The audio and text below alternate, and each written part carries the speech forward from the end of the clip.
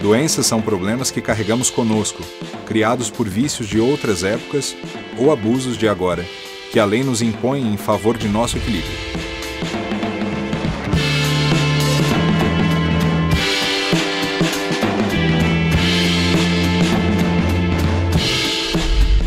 Para a gente falar sobre doença ou adoecer, a primeira coisa que a gente precisa fazer é definir o que é adoecer. De uma maneira geral, o que a gente fala é assim: se eu estou doente, é porque eu não estou saudável. Então, adoecer é perder a saúde. Eu vou usar o pensamento do Dr. David Servan, que escreveu o livro Anticâncer. Ele diz o seguinte: todos nós nascemos com células com algum defeito, alguma imperfeição. E ao longo da nossa vida, elas vão se reproduzindo. Todos temos células cancerosas. Todavia, somente no momento em que nós disparamos o gatilho, e este gatilho pode ser a mágoa, a raiva, a dor, o sentimento de inferioridade, o orgulho, a arrogância, e a gente fica impressionado com essas declarações dele, que podem ser o gatilho que desenvolvem a doença. No momento em que nós vivemos, no planeta em que nós vivemos, o estágio evolutivo da Terra, todos adoecemos. No nosso DNA, nós sabemos que temos probabilidade a inúmeras doenças.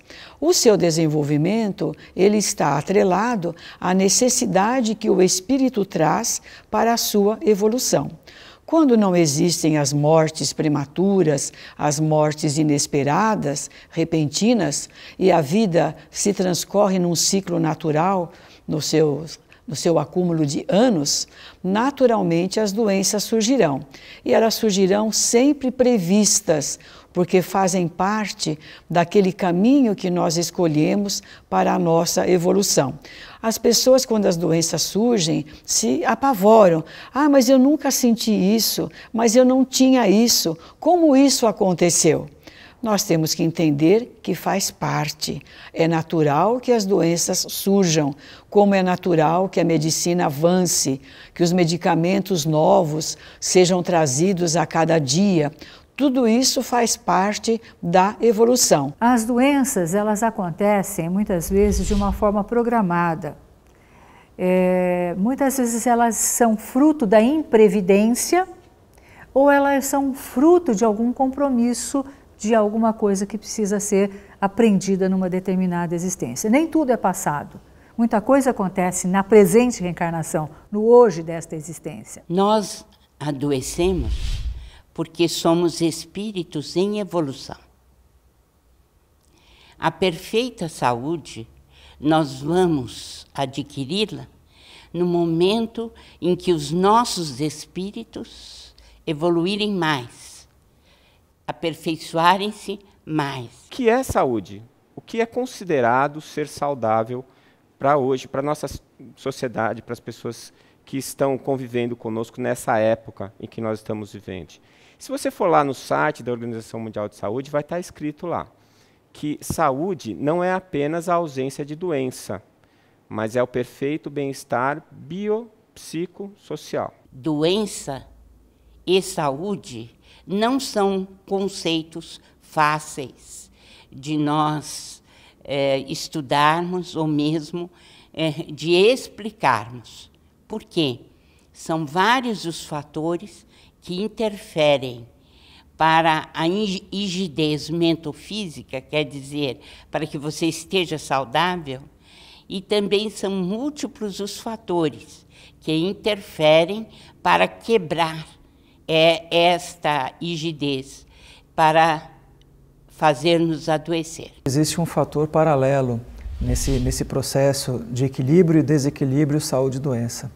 Nós não podemos esquecer que nós somos um aglomerado de células que tem a sua funcionalidade, tem a sua tarefa no seu órgão, no seu sistema, que por fatores externos, ambientais, sociais, nós podemos adoecer, um hábito de vida, enfim. Porque existem conflitos internos, externos, porque existe um nível de energia que quando ele flui, quando o fluxo ele é natural, nós temos a saúde. Mas quem que está em fluxo natural? Consigo próprio e com o meio ambiente. Nós vivemos aí com aqueles que moram em grandes cidades, nós temos as questões de poluição, as questões de agrotóxicos, questões ambientais mesmo. Nós temos também os excessos, tem pessoas ou que comem de menos, ou que comem de mais, ou que bebem de menos, ou que esquecem de tomar água. Nós temos também a questão da água contaminada. São tantos fatores e tantos excessos, e tem as questões genéticas também, e tem as questões que nós já trazemos de existências anteriores. Então existe um processo paralelo dessa perda dessa qualidade de vida física, psicológica, social, onde as pessoas precisam entender, precisam aprender aonde que está o começo desse desequilíbrio, seja por um hábito de vida, seja por um padrão de comportamento, do seu jeito de ser, do seu temperamento, e seja também pelo cultivo de sentimentos ou pensamentos que não são saudáveis, como o ódio, como a raiva, como a mágoa, como a prepotência, o egoísmo, a arrogância e coisas afins. Então você tem que estar bem biologicamente, seu corpo tem que estar saudável, você tem que estar bem emocionalmente e você tem que estar bem socialmente. As pessoas que estão no seu entorno e o ambiente em que você vive tem que estar harmônico com a sua forma de ver a sua vida. Então, não existe doença, existem processos. Né? Nós é que achamos que a doença é desagradável, é ruim, mas ela é boa. Ela vem te avisar de certas coisas e ela dá aviso há muito tempo. É que hoje, dentro do nosso contexto psicossocial, valoriza-se a doença. Por quê? Porque diante da dificuldade, vende-se as facilidades, que são os tratamentos. Porém, o médico ou a medicina, nós médicos somos faxineiros do corpo, porque a gente só chega quando tudo falhou. Né? Quando tudo não deu certo, quando os valores espirituais, os valores psicológicos, os valores sociais falharam, foi quando o DNA começou a se alterar e surgiu a doença. Tudo tem uma finalidade. Então, a doença está falando, sinalizando para a pessoa que ela está tendo um comportamento que está gerando a doença. Então, se você pega uma pessoa que está com o estômago queimando, está com gastrite, a gastrite está falando alguma coisa. Se a pessoa começar a escutar, ela vai ver, bom, o que eu estou fazendo para ter gastrite? Ah, já sei, eu estou nervoso demais.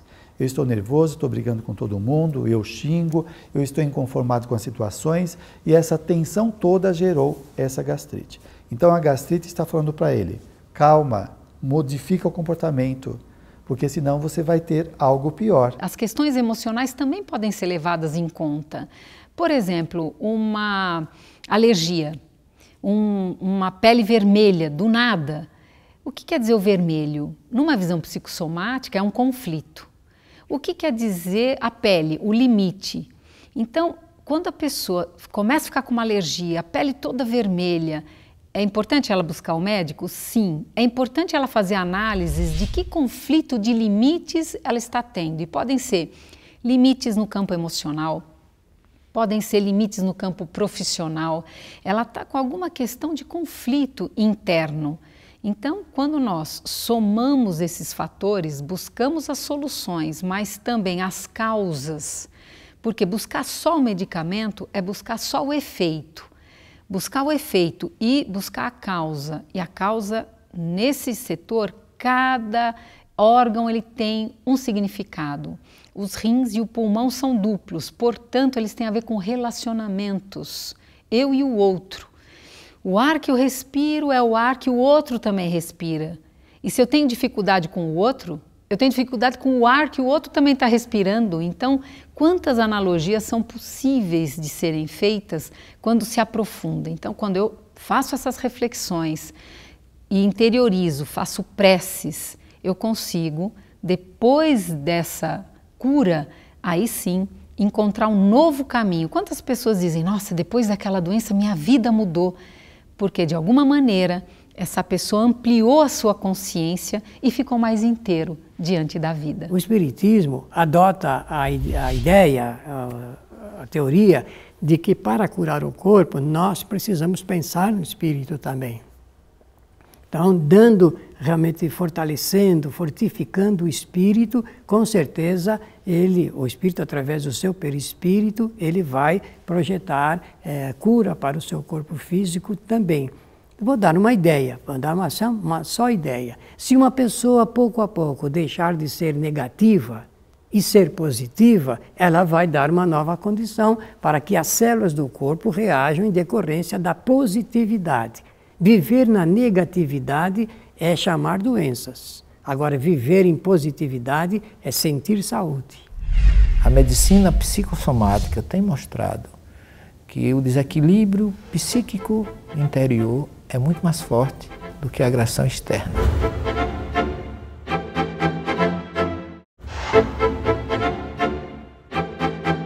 Hoje nós temos trabalhos científicos suficientes que incluem a questão da espiritualidade como um fator promotor de saúde, ou pelo menos um fator que influencia a saúde das pessoas. A gente sabe que isso já é aceito pela comunidade científica, já que o Conselho Nacional de Escolas Médicas dos Estados Unidos recomenda às universidades americanas que têm faculdade de medicina que incluam a disciplina de medicina e espiritualidade nos seus currículos. A medicina psicossomática tem mostrado que o desequilíbrio psíquico interior é muito mais forte do que a agressão externa. Hoje já existem pesquisadores nos Estados Unidos, como o Dr. Harold Koenig, na Universidade da Carolina do Norte, que ele tem trabalhos científicos publicados que ele mostra que a doença ela tem origem interior muito mais de dentro para fora do que de fora para dentro. Trabalhos na Índia, trabalhos em outros países que pesquisam, a medicina e a espiritualidade têm trazido essas respostas tão importantes para nós, de que a doença muitas vezes tem causa mais interna do que externa. Então, um dia que o diagnóstico médico começar a perceber, e sem o tom de acusação, mas o tom de orientação, que o começo das psicopatologias começam por sentimentos não nobres, não saudáveis, o tratamento médico vai ser um pouco mais qualitativo. O médico vai dar a medicação, mas vai dar a orientação.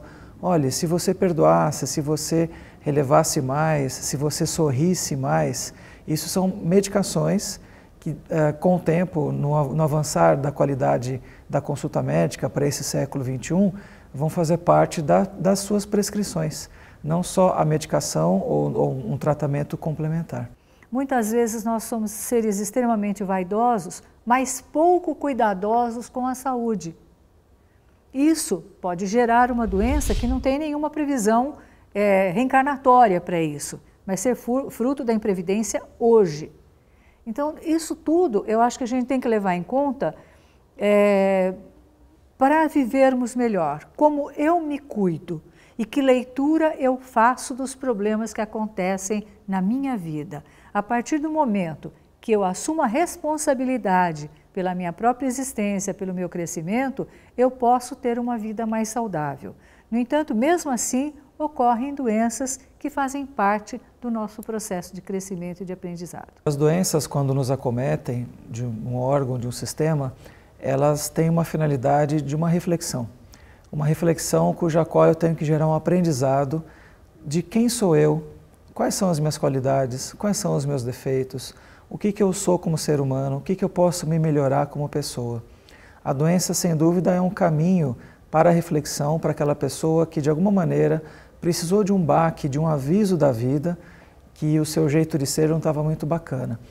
Claro, essa questão do jeito de ser, todos nós temos momentos de fraqueza, momentos que somos mais fortes. Mas, sem dúvida, esse mecanismo do surgimento, do aparecimento de uma inflamação, de uma doença crônica, é um sinal de que alguma coisa na minha alma, no meu espírito, não está muito bacana. A doença não veio a nós como um castigo, como uma frustração de vida. Ela não veio de uma maneira a nos fazer sentirmos desprezados por Deus. Não. A doença é um caminho, é uma ferramenta e que sempre nos leva a evoluir. Quando nós vemos no Evangelho o bem sofrer e o mal sofrer, ele está nos ensinando que diante da doença nós devemos sim buscar de todas as formas a sua superação e a sua cura. Quando não tiver remédio, é o bem sofrer que vai minimizar esse trauma e nos ensinar a passar por ela. A doença tanto pode ser prova que escolhemos, como ser expiações de vidas passadas. Como estamos no planeta de expiação e de provas, o homem está submetido a isso. Como existem pessoas que, não tendo dívidas do passado, adoecem no presente, pode ser uma doença física ou pode ser uma doença escolhida. Porque o espírito, ele entre nós, ele vem para progredir. Depois da reflexão, nesse intervalo entre uma encarnação e outra, ele reflete o que precisa melhorar e o que precisa elevar. Então, muitas vezes, a doença é uma escolha lá de trás para que o espírito cresça, se depure e evolua mais rapidamente, bem como também pode ser um débito que ele já traz de uma outra encarnação. Quando nós elaboramos na espiritualidade o nosso programa para a próxima reencarnação, existem doenças que já ficam praticamente escolhidas por nós para que elas venham a eclodir em determinado momento da nossa vida. Porque quando o espírito ele cria uma certa prova, ele na verdade quer saber se ele já pode suportar os graus de aflição, de uma situação na sua vida. E com isso ele vai medindo o grau do seu adiantamento espiritual. Precisamos positivar, no sentido de tornar a doença e vê-la não como algo negativo, mas a doença como algo positivo. O grande chamado. Eu aprendi numa vida passada a uma determinada área do conhecimento ou das minhas ações, e eu preciso agora provar que, de fato, eu sou uma pessoa paciente. Preciso mostrar para mim mesmo, não para os outros. Em algumas situações para os outros também, servir de exemplo para os outros. Mas, primeiramente, a si próprio. Né? Que eu consigo, comigo mesmo, suportar. Ver os outros andando e não conseguir andar. Ver os outros saudáveis, falando bastante e não conseguir falar. Então, é uma purificação na alma, e existem diversos exemplos aí de espíritos que fazem isso muito bem. Em primeiro lugar, você precisa aprender a amar. Segundo lugar, aprender a perdoar e a se perdoar. E terceiro lugar, não se esquecer disso nunca.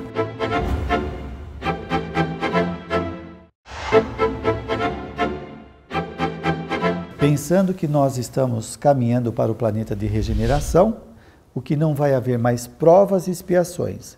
Nós não vamos mais carregar tormentos internos que precisam ser trabalhados, então vamos ter mais harmonia interna.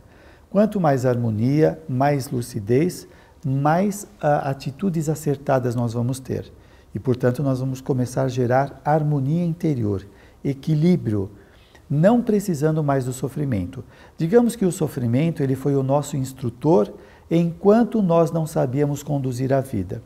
A partir do momento que nós começamos a acordar para a realidade da vida, a transcendência, nós não precisamos mais daquele recurso e utilizamos o nosso próprio governo interno para gerar saúde. Como? Através de ações equilibradas, ter ética comportamental, respeitar a nós mesmos, os outros, a sociedade, a nossa encarnação. Então o indivíduo não precisa mais daqueles recursos. Já temos hoje pesquisas científicas demonstrando que os genes eles podem se expressar ou não, dependendo do tipo de vida que levamos, dos pensamentos que temos, das escolhas que fazemos e daquilo que nós diariamente colocamos em movimento aqui na Terra. Então, pensar bem, ter uma mente arejada, ter uma visão da vida com alegria e com sorriso, você vive muito mais. Porque as mágoas, as angústias, as faltas de perdão levam muita gente a somatizar tudo isso e culminar naturalmente com a doença física. Naturalmente, as enfermidades, as doenças, elas fazem parte de um período da evolução do espírito. Naturalmente, quando o espírito alcançar um equilíbrio total, alcançar aquilo que nós chamamos pureza, ou então perfeição no sentido espiritual, naturalmente ele já estará num estado tal que o corpo estará totalmente harmonizado, a sua mente estará equilibrada e ele estará vivendo de acordo com as leis de Deus. Então nós temos que ter uma visão de auto-amor, de autocuidado, de trabalharmos bem com as nossas emoções, de buscarmos a alegria. A alegria é uma fonte infinita de saúde emocional. Buscarmos aquilo que nos faz bem. Eu preciso ter uma consciência de que eu vim não para pagar contas e viver sofrendo, mas de que eu vim para ser vitoriosa diante de um projeto de vida. O espírito, ele tem uma reencarnação que é destinada ao sucesso. Toda reencarnação é destinada ao sucesso. E o sucesso é dar conta daquilo que foi proposto. Quando a pessoa se dá conta disso, ela tem uma vida melhor. Tendo uma vida melhor, mesmo que tenha uma doença física, ela tem uma outra maneira de lidar com aquela doença, que é a partir da sua motivação, da sua esperança, da sua fé e do amor de maneira geral. E a resposta da reflexão de hoje é essa, né? Por que adoecemos? Porque nós não sabemos amar. Porque nós ainda não conseguimos nos libertar da nossa forma egocêntrica de ver a vida. Que a gente acha sempre que alguém vai ter que fazer alguma coisa por nós. Alguém vai me fazer feliz. Alguém vai cuidar de mim. Alguém vai produzir tal coisa para mim. E eu? O que eu vou fazer por mim? E quando eu estiver fazendo alguma coisa por mim, eu vou descobrir que quanto mais eu fizer pelo outro, mais eu estarei fazendo por mim. É a grande pegadinha de Deus. O egoísmo da humanidade vai levar a humanidade ao altruísmo. Porque a minha necessidade de me sentir bem vai me levar ao ponto de eu descobrir que o único jeito de eu me sentir bem é fazer bem para o outro. Muitas pessoas que vivem servindo não se lembram de adoecer. E a mente ocupada no bem, ela realmente traz muita saúde. Existem trabalhos científicos hoje já provando que pessoas que trabalham em ONGs, pessoas depois dos 50, depois de aposentadas, que trabalham em ONGs sem interesse de receber nada em troca, elas têm 8 vezes mais defesas orgânicas do que pessoas que não pensam nos outros e não trabalham pelos outros ou trabalham com interesse material. Então, servir, amar, procurar ser útil às pessoas, automaticamente traz defesas no nosso organismo e nos liberta de doenças e nos dá o prazer de sentir servindo ao semelhante em todas as suas necessidades. Em primeiro lugar, você precisa aprender a amar. Segundo lugar, aprender a perdoar e a se perdoar. E terceiro lugar, não se esquecer disso nunca. Por quê? Porque é o mecanismo pelo qual você vai ficar mais leve. O seu corpo vai funcionar melhor, as inflamações vão deixar de existir. Você precisa, de alguma maneira, internalizar isso para o coração e para a razão. Transformar esse conhecimento em mudança de comportamento. Uma maneira de encarar melhor a vida é observar as lições que elas estão no momento, porque a vida ela é tão sábia, mestra e generosa que nos traz a lição de acordo com a nossa condição, assim como na escola. A criança que vai para a primeira série, ela tem aquelas lições próprias da idade dela. E se nós ficarmos conscientes, eu acho que essa é a palavra maravilhosa, se eu tenho consciência, se eu observo o que está acontecendo primeiro dentro de mim e depois o que está acontecendo fora, quais são as lições? Às vezes a gente precisa passar pelo apuro, pela dificuldade, para a gente dar valor para o que a gente tem. Às vezes a gente precisa ouvir uma má notícia para descobrir quanto feliz a gente era. Eu quero fazer um depoimento muito rápido de um colega que acabou de desencarnar lá em Campo Grande, na cidade onde eu moro, um cirurgião exemplar, né, um dos ícones lá da cidade, e que apresentou um câncer de pâncreas. E ele, por ser cirurgião do aparelho digestivo, sabia muito bem o que ele tinha que esperar da doença dele. E a última vez que eu conversei com ele, foi uma semana antes dele desencarnar, ele falou para mim assim: Décio, eu estou agradecendo todo dia pela minha doença, porque ela me mostrou, né, como eu fui feliz. Ela me deu a oportunidade de resgatar algumas dívidas que eu tinha com algumas pessoas que eu considerava meus inimigos e descobri que não eram. Me deu a oportunidade de me despedir dos meus filhos, da minha esposa, da minha vida. E deu para eu reconhecer quem realmente gostou de mim e quem realmente não gostou. E ele encarou com uma dignidade enorme a doença até o final. E no dia do enterro dele, estava lotado de gente, não tinha lugar para entrar lá no velório, de tanta gente que foi lá agradecer a ele pelo exemplo que ele foi. E eu falo assim, que ele deu uma aula, né, como um catedrático de como se desencarna, que como é que a gente faz para morrer, né? E mais do que isso, a esposa dele espírita, ele nunca disse que era espírita, deu uma aula de espiritismo. E ele falava assim para mim, Décio, eu tenho certeza hoje, a certeza que eu nunca tive na minha vida, eu tenho hoje, de que tem alguma coisa depois. Porque não faz a menor lógica não ter. E tudo isso que eu estou sentindo me faz pensar que eu não vou desaparecer, mas que eu vou recomeçar. Né? Vejam. Então, como disse o filósofo chinês, né, feliz é daquele que chora quando nasce, enquanto todos riem, né, e ri quando morre, enquanto todos choram. Né? Então, se eu tiver essa oportunidade de realmente chegar no final da minha vida sentindo que eu fiz alguma coisa de útil e me sentindo feliz e bem, sabendo que eu não vou terminar ali e que as coisas vão continuar, então a única coisa que vai restar para eu lamentar ou para eu sofrer é a saudade.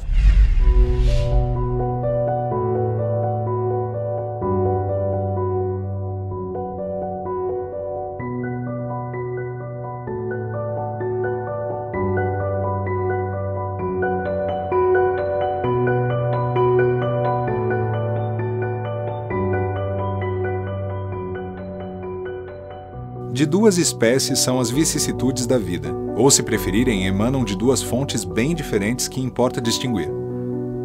Umas têm sua causa na vida presente, outras fora dessa vida.